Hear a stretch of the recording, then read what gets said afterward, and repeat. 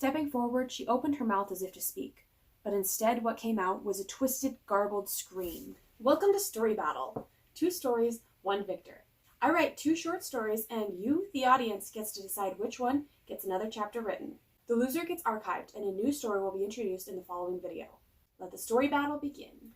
For the first story battle, I have a science fiction set in a dystopic future, going up against a fantasy story with magic and chaos. You can vote for your favorite by commenting below or following me on Instagram. Max knelt among the rubble, his back resting slightly against a large chunk of stone. He tapped a button on the side of his glasses, enabling infrared vision. Peeking out from his hiding spot, his eyes quickly scanned the area ahead and around him. He disengaged infrared and let out a low, 2-toned whistle. 3 other shapes slid from the shadows, slow and careful. Max turned and hoisted his slim frame over the angled slab of rock. His momentum carried him to the bottom of the other side, several feet below. Once he landed, Max laid down a small metal device, as slim and round as his pinky, resting it against a small rock nearby. A tiny blue light flashed, blinking slowly. He nodded, satisfied, and moved on. Another form slid down the rock Max had arrived from.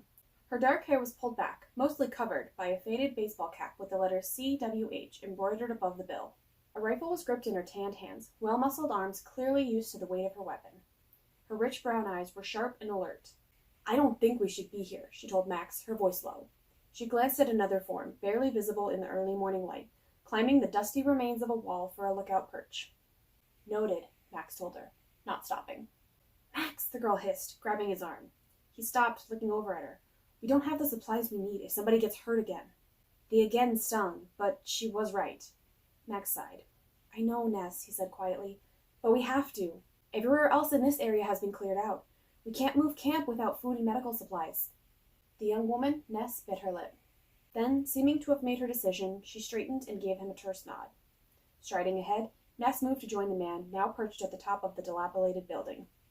Max moved forward again, pulling another slim metal tube from a small brown pack at his hip, half covered by his long, dark leather coat. He set it on the ground and checked a small screen on his wrist. The faint blue light lit up his face with an eerie glow.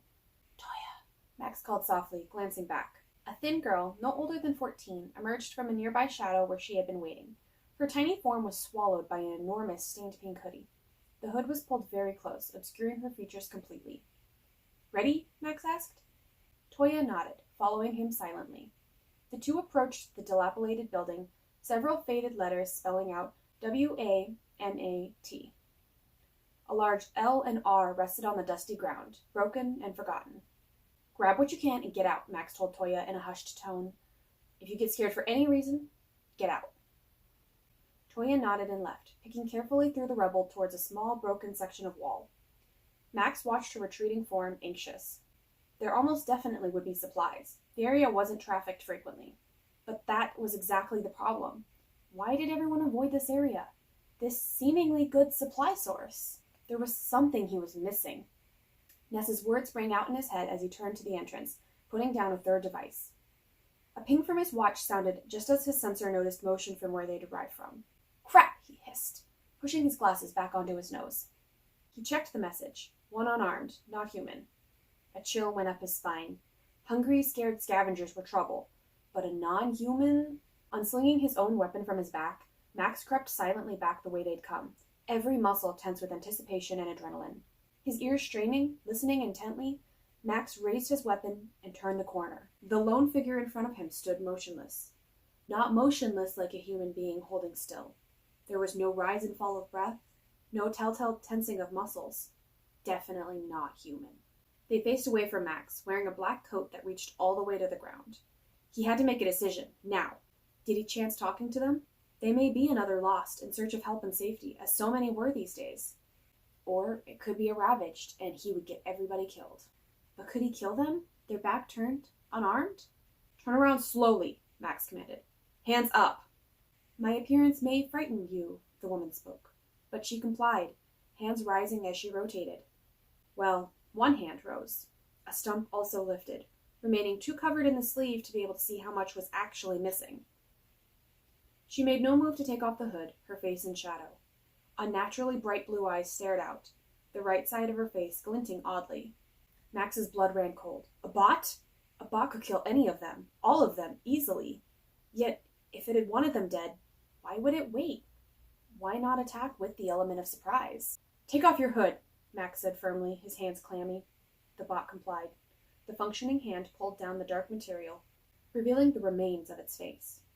He recoiled reflexively. Skin was pulled off the right side of its face, charred and melted at the edge. The metal framing underneath was exposed, a pale, dull gray. The remaining ear was blackened, only the top part truly intact. The metal dome of its head was dented in areas, the little hair remaining a greasy, dirty, grayish-brown. Most of it was only stubble at the roots, giving the bot the appearance of its head being badly shaved.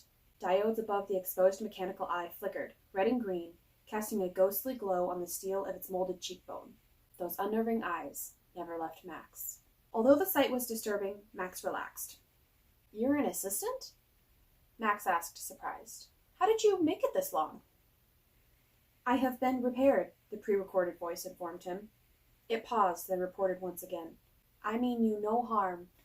The sky was blurry with blowing sands, the clouds above heavy with rain. The encroaching sound of thunder sent birds back to their nests as the setting sun cast an eerie scarlet glow on everything it touched. The desert appeared stained in red, and the air felt heavy, as if the sky was pressing down upon the land. The tension in the air was nearly physical. An old man stood silently, a lone silhouette on the landscape. The hot sands distorted his outline, his figure almost a mirage. The scorching sands nor the imminent storm seemed to bother him. A blinding flash lit up the sky, a pale blue streak falling in a breathtaking display. It howled as it flew down from the clouds. In mere seconds it had crossed the distance, and with an air-splitting collision, the ball of light smashed into the sands, leaving shards of black glass around the impact site. Amidst the sea of glass stood a girl, her eyes the same electrified blue as the blue light a moment before. The man stood a few feet away, unharmed, arms crossed behind his back casually. He watched her, unwavering and silent. Though her frame was small, the girl gave off an unnatural strength. Standing eerily still, the air around her crackled and sizzled with an electric energy. Unmoving, the man waited for her to make the first move. He had seen this before, this frenzied state of magic. It was dangerous, the user's magic taking over their senses, turning them into a being of instinct and chaos. Seen most often in people without full control of their powers, set off by powerful emotions. The person would be twisted into something unrecognizable, something inhuman.